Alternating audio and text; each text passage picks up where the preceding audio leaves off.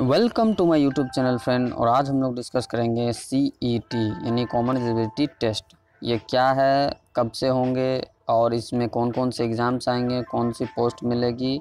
और basically students को tension हो रही थी कि ये CET है क्या, तो मैंने दैनिक भास्कर का न्यूज़पेपर में पढ़ा था इसके बारे में और तब मैं वीडियो बनाने के लिए ये इंस्पायर हुआ। ठीक है, तो आप लोग कोई भी चीज़ न्यूज़पेपर में पढ़ें, दूसरों के अफवाहों में ना रहें।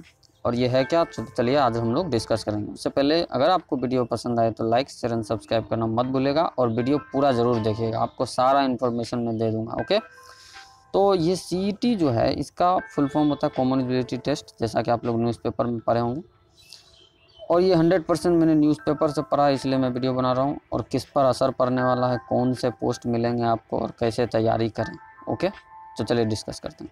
इसमें बेसिकली नॉन टेक्निकल के लिए, ठीक है, जितना भी नॉन टेक्निकल एग्ज़ाम्स है और नॉन गैजेटेड, नॉन टेक्निकल और नॉन गैजेटेड, इसमें कोई भी टेक्निकल एग्ज़ाम्स नहीं आएंगे। ग्रुप ए की किसी कोई भी एग्ज़ाम्स नहीं आएंगे, जैसा कि IAS IPS वगैरह ये सब एग्ज़ाम्स नहीं होंगे, आपको पता है। और इसमें जो एग्ज़ाम्स आएंगे वो आएंगे group B C and D, group B C and D non gazetted posts आएंगे। ओके, और आपको जैसा कि पता है ग्रुप बी के लिए आपको ऑनर्स करना पड़ता है ग्रेजुएशन, ग्रुप सी के लिए 10+2, ग्रुप डी के लिए 10th। तो ये एग्ज़ाम्स 3 लेवल पे होंगे। ओके, कितने लेवल पे होंगे? 3 लेवल पे। Group D 10th, group C 12th और ग्रुप बी CGL लेवल पे। तो चलिए इस पर कौन कौन से एग्ज़ाम्स पे असर पड़ने वाले हैं उनको मैं डिस्कस करता हूँ।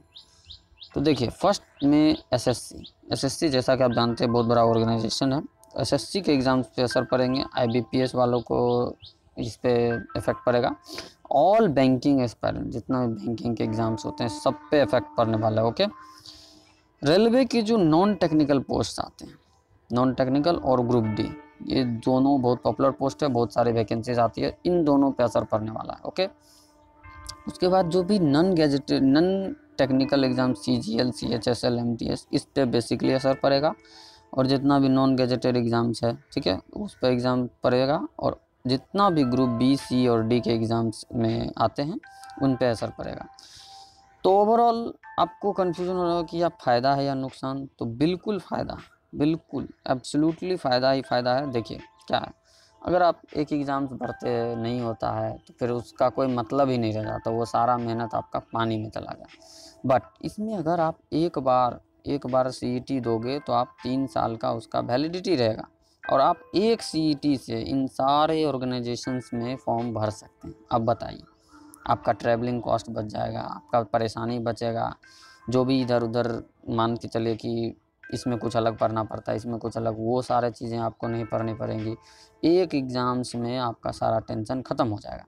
तो आप फिर कहोगे कि एक ही एग्ज़ाम से क्या सिलेक्शन मिल जाएगा? जी बिल्कुल नहीं, ये सारे ऑर्गेनाइजेशन एज इट इज़ रहेंगे, इनको ख़त्म नहीं किया जा रहा है। आपको केवल टीयर 1 जो स्क्रीनिंग होती है, जो बहुत ज़्यादा फॉर्म भरा जाता है, तो उनको एक टाइप के छांटने के लिए ये चीज़ें लाई जा रही है। ओके, छांटने के लिए और बेसिकली परेशानी को ख़त्म करने के लिए, ठीक है। तो ये बिल्कुल अच्छी चीज़ें हैं। और टीयर 1 एज इट इज़ रहेगा। और आपको जो भी एग्ज़ाम्स में बैठना होगा उसके बाद, तो आपको टीयर 2, जैसे कि आप मान के चले एज इट इज़ आप बैंकिंग के लिए कर रहे हैं, तो आप टीयर 1 इसका दे देंगे CET का, और टीयर 2 बैंकिंग अपने अनुसार कंडक्ट कराएगी, क्या पूछना है नहीं पूछना है वो कंडक्ट कराएगी। ओके, तो कोई किसी भी ऑर्गेनाइजेशन को ख़त्म नहीं किया जाएगा, केवल टीयर 1 के लिए स्क्रीनिंग होगी बस। और आइए अब मैं आपको बता देता हूँ कि इसमें कौन कौन से सवाल आएंगे। ये क्वेश्चन भी आपके दिमाग में घूम रहे होंगे, तो मैं आपको बताता हूँ। देखिए बेसिकली अभी जितना भी ये तो जो कि सेंट्रल गवर्नमेंट का एग्ज़ाम है, स्टेट गवर्नमेंट का तो है नहीं। आप मैं पूरा ऑल ओवर इंडिया के लिए बात कर रहा हूँ कि सेंट्रल गवर्नमेंट के एग्ज़ाम्स में कौन कौन से सब्जेक्ट आते हैं, चाहे आप SSC ले लें, बैंक ले लें या फिर किसी भी एग्ज़ाम्स को ले लें। उसमें सबसे फर्स्ट इंग्लिश तो आता ही आता है, इंग्लिश तो आता ही आता है। सेकेंड मैथमेटिक्स भी आता है, नो डाउट, आता है कि नहीं आता है बताइए। और थर्ड है रीजनिंग तो सारे एग्ज़ाम्स में आते ही आते हैं। अब बताइए, अब कुछ रेलवे के कैंडिडेट्स कहेंगे कि इंग्लिश, तो मैं बिल्कुल इससे एग्री करता हूँ कि रेलवे अपना उसका एक अलग फंडा, बाकी सारे एग्ज़ाम्स में math, reasoning, English and GK, ये चारों आते हैं कि नहीं आते हैं बताइए। तो जी बिल्कुल इसी चीज़ से एग्ज़ाम में क्वेश्चंस आने वाले हैं। बिल्कुल मैं 90% श्योर होकर बता सकता हूँ, मैंने बहुत पूछा भी है बहुत लोगों से।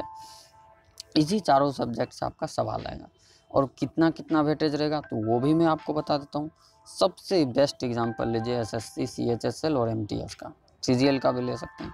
उसमें क्या होता है, 25 मार्क्स का इंग्लिश होता है, 25 मैथ होता है, 25 रीजनिंग होता है, 25 जीके होता है। इसमें आप करंट अफेयर को भी आप ये कर लीजिए, ठीक है। तो इन्हीं चारों से सब्जेक्ट से सवाल आने हैं और तो कुछ पूछ ही नहीं सकता। अब बताइए मुझे कि इंडिया में जितना भी एग्ज़ाम्स होता है, क्या ये चारों से कोई अलग चीज़ पूछता है क्या? क्या मैथिली उर्दू वगैरह पूछ देगा क्या? आप बिल्कुल फ्रस्ट्रेट मत होइए, टेंशन मत लीजिए, प्रैक्टिस यूँ जारी रखिए और इन्हीं चारों से सवाल आएंगे। लेकिन आपको टियर 2 जो भी ऑर्गेनाइजेशन लेगी वो अपने अकॉर्डिंग लेगी, और टियर 2 में भी लगभग यही सब सवाल आते हैं, थोड़े मॉडरेट आ जाते हैं। तो आप बिल्कुल टेंशन फ्री होकर अपना प्रैक्टिस जारी रख सकते हैं। I am also banking aspirant, okay. और मेरे चैनल पे बहुत सारे वीडियोस पड़े हुए हैं और आप उनको विजिट करके देख सकते हैं। पसंद आए तो लाइक शेयर एंड सब्सक्राइब करना मत भूलिए और अपने फ्रेंड में ज़रूर शेयर कीजिए। टेंशन फ्री होकर पढ़ाई करिए और इन्हीं चारों चीज़ों से सवाल आना है बिल्कुल। तो चलिए वीडियो को यहीं पर वाइंड अप करता हूँ। Thanks very much.